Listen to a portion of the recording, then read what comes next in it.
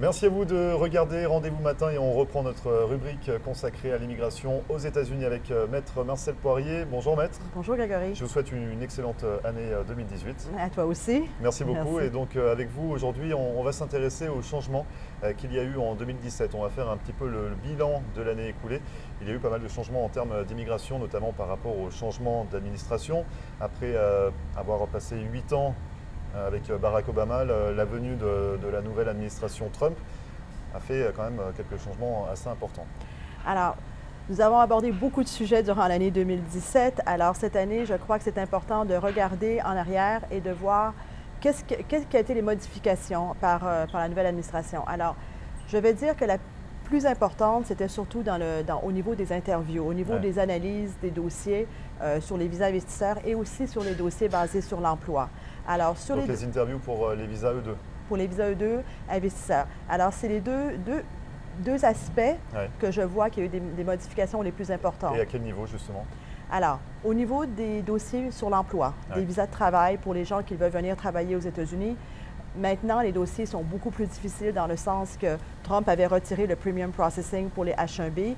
Comme ça, les employeurs ne pouvaient pas avoir de réponse avant 10-11 mois. Ça a été remis en place. Donc ça, c'est en place depuis maintenant 4 mois, 3-4 mois. C'est depuis octobre dernier. Depuis octobre, il a remis le premium processing. Alors ça, c'est déjà la bonne nouvelle pour le mois d'avril, parce que ces dossiers-là devront être réenvoyés à partir d'avril 2018. Donc c'est-à-dire que ceux qui souhaitent obtenir un visa H-1B, à partir du mois d'avril, ils pourront bénéficier de cette réponse en 15 jours? En 15 jours ouvrables, ce qui avait été retiré. C'est un problème important parce que l'attente est entre 8 et 10 mois.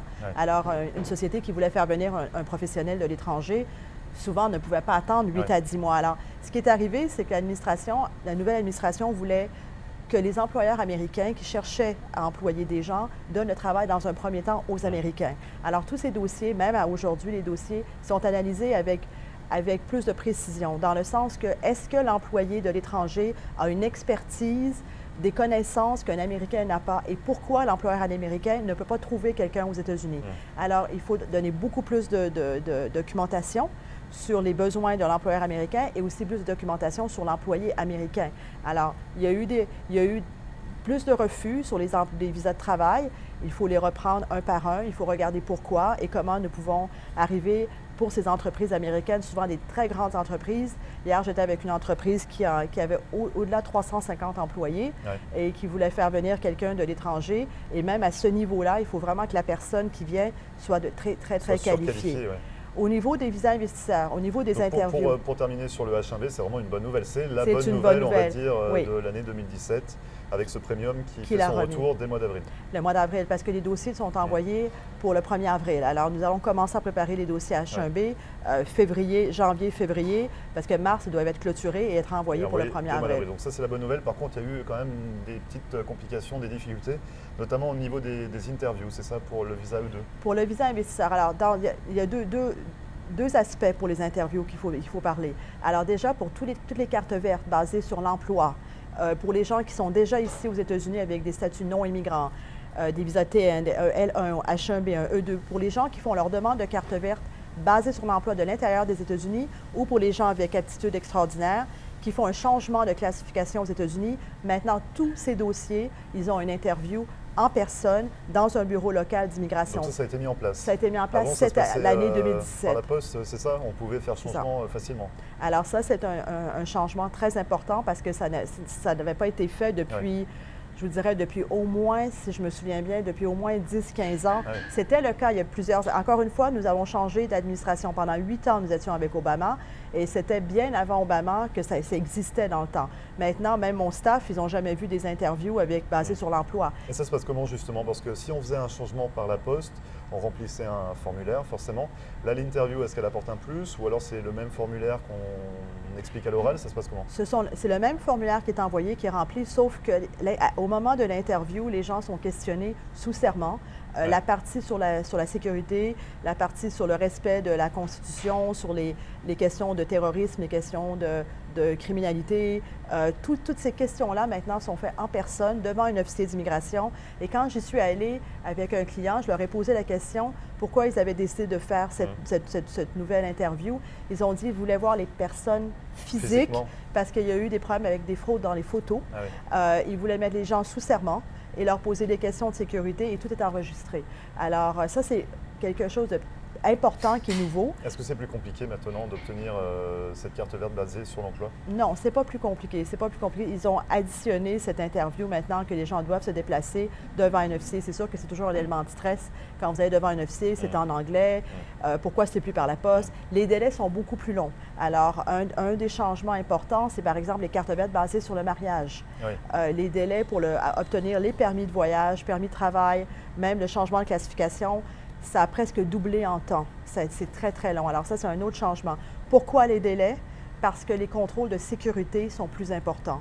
Alors maintenant, ils font vraiment beaucoup, beaucoup d'attention au retour du FBI, aux empreintes digitales. Alors, les délais sur les cartes vertes basées sur le mariage ont presque doublé. Ensuite, on avait beaucoup évoqué également en fin d'année dernière. Ils font vraiment attention aux preuves. C'est ça, comme on parle de la carte verte basée sur le mariage, ils sont vraiment regardants maintenant sur les preuves qu'on peut apporter. Ils épluchent vraiment les dossiers au millimètre. Ils regardent chaque ligne. Pour les dossiers basés sur le mariage. Ensuite, sur les visas investisseurs. Dans mon cabinet, c'est sûr que nous avons beaucoup de clients, beaucoup d'investisseurs. Oui. Qu'est-ce qui a changé? Ce que j'arrive à analyser à peu près par rapport au retour de mes clients durant les interviews, les questions sont plus sophistiquées à l'ambassade. Ils veulent vraiment s'assurer que l'investisseur n'a pas seulement investi de l'argent, mais qui comprend le business model, qui comprend comment gérer son entreprise, qui comprend comment ils arrivent à ces chiffres, comment ils arrivent à ces calculs. Et à quel niveau ça se ressent que l'interview est beaucoup plus compliquée? Premièrement, les interviews sont en anglais.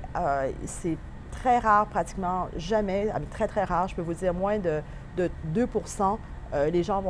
les officiers vont leur parler en français. Alors ça, c'est un changement important. Souvent, nous recevons des questions, des emails au bureau. Je ne parle pas anglais. Est-ce que c'est un problème pour mon visa? Oui, c'est un problème parce que si vous n'arrivez pas à répondre à 3 questions, 4 questions à l'ambassade en anglais, ils vont dire comment allez-vous gérer une entreprise aux États-Unis si vous n'arrivez pas à répondre à nos questions? Et je trouve que les officiers sont plus... leurs questions sont plus détaillées. Alors, il faut vraiment que les clients non seulement comprennent qu'ils ont mis de l'argent aux États-Unis, mais comment va fonctionner leur compagnie, comment ils vont chercher des employés, quel est le salaire qu'ils vont les payer, quelle est la contribution qu'ils vont donner aux États-Unis. Ce n'est pas que apporter de l'argent, mais quelle est votre, la plus-value, si vous voulez, de votre présence aux États-Unis.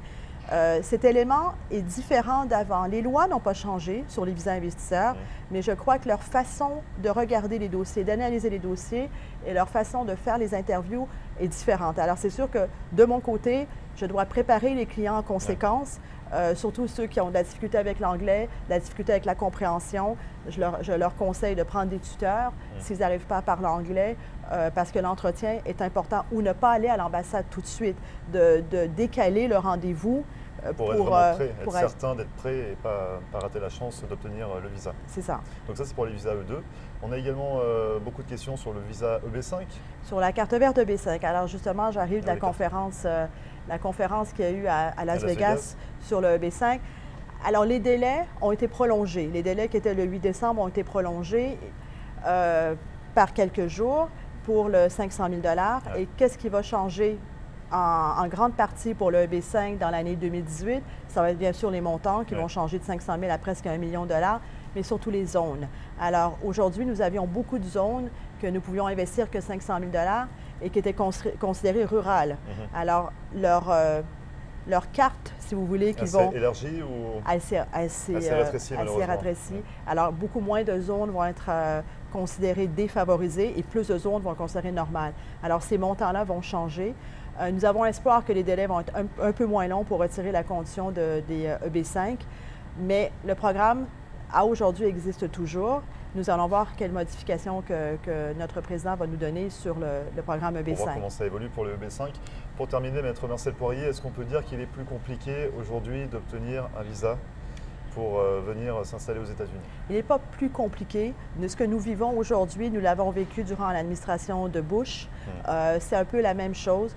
Il faut que les dossiers soient plus détaillés, la documentation vraiment précise. Il faut bien sélectionner les candidats, surtout pour les visas de travail. Et pour les visas investisseurs, c'est une préparation importante. C'est pas comme c'était je vous dirais, un peu plus souple. Maintenant, ça c'est du côté des interviews, de l'analyse des dossiers, ça s'est endurci. Je ne veux pas vous dire que ce n'est pas endurci, mais les dossiers sont approuvés. Et la préparation est différente. Donc c'est votre rôle également de mener, d'ajuster un petit peu, d'aider tous vos clients. Comment on peut faire appel à vos services, justement, si on est intéressé? Comment vous contacter, Maître? Alors, par téléphone au 305-854-4445 ou par email à marcelpoirier@marcelpoirier.com. Très bien, merci beaucoup, Maître Marcel Poirier, d'être venu faire un petit peu le bilan des grands changements depuis de l'année écoulée. On va se retrouver pour une nouvelle chronique consacrée à l'immigration aux États-Unis très prochainement. Je vous souhaite une excellente année 2018. Plein de belles choses pour vous. Et bonne année, Grégory. Merci. Merci beaucoup. À très bientôt. Et vous ne bougez pas, on revient juste après ça.